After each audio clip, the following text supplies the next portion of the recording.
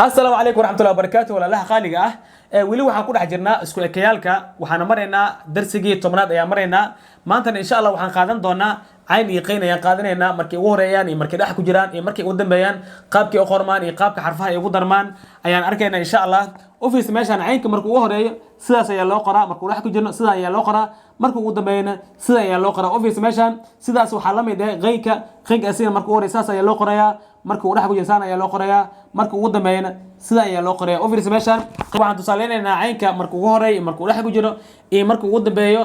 qeynkan waad ugu qiyaas qaadanaysiin ilaan waa isku eg yihiin ma fahanti hadaa hal mar fahanti caynka markii ugu horeeyay markii uu dhex ku jiro iyo markii ugu dambeeyo sidoo kale waxaad fahmaysaa qeynkan waa iska fahmaysaa office marka caynka markii ugu horeeyay number 1 ayaa leenahay markii uu dhex ku jirana number 2 ayaa leenahay markii ugu dambeeyana number 3 ayaa leenahay office meeshan ayaa ugu horeeyay cayn ugu horeeyay maxaa dhahaynaa cayn number 1 ayaa leenahay intan ayaa dhex ku jiro cayn number 2 ayaa leenahay intan ayaa ugu dambeeyo cayn number 3 ayaa leenahay office marka waa isku dareeyaa cayn marka ugu horeeyay loo qoraa saasaa loo qoraa haysaana leeyahay ka bacdi aan ku dareeyaa ba farteeda ku dar yaa ugu dambeeyo siin saddexdiis far 1 2 3 soo laab haysiinka meesha ayaa ugu horeeyay siin saddex far u qor jiid bacdi yaa ku xigo cayn marka uu dhex ku jirsa la dhaha saasaa loo qoraa office meeshan saasaa leeyahay ka bacdi waa soo jiidaya yaa ugu dambeeya ba farteeda ku dar ba wax ma ka dambeeya maya soo laab marka soo laab haye qaybta ugu dambaysa ba ugu horeysa ba waa taas siin saddex far ku dar 1 2 3 ka bacdi jiid yaa ugu dambeeya cayn marka ugu dambaysa dhaha madaxiisa marka ku daro sidii oo jiimta camal ayaa u laabaya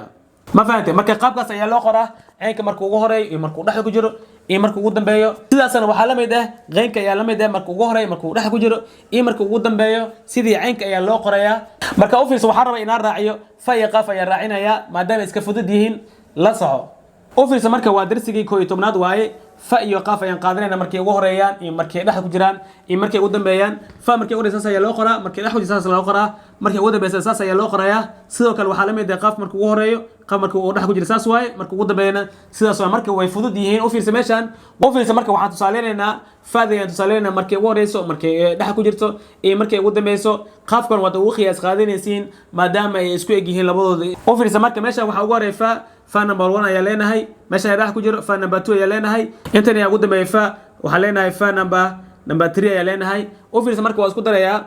fa saas ayaa loo qoraa markii ugu horeyso ta ku dar ta farteeda waa taas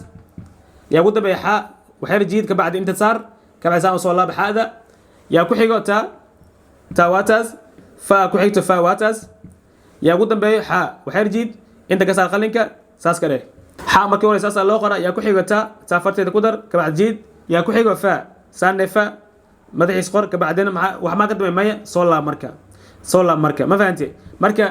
fa markii ugu dambeeyso saas loo qoraa marka sidaas waxa la mid ah qaafkan saas camal leewaay markii ugu horeeyay markii dhex ku jiro ee markii ugu dambeeyay sidii faada oo kale leewaay marka meeshaas waxa ku eg isku ekayaalka ayaa ku eg insha Allah casharkeena xiga wuxuu noqon doonaa looma ekayaalka oo ka koobnaa kaaf laam miim noon iyo ha iyo ya ayaan insha Allah casharkeena dambe ku qaadan doonaa jazaakumullahu khayr السلام عليكم ورحمة الله وبركاته.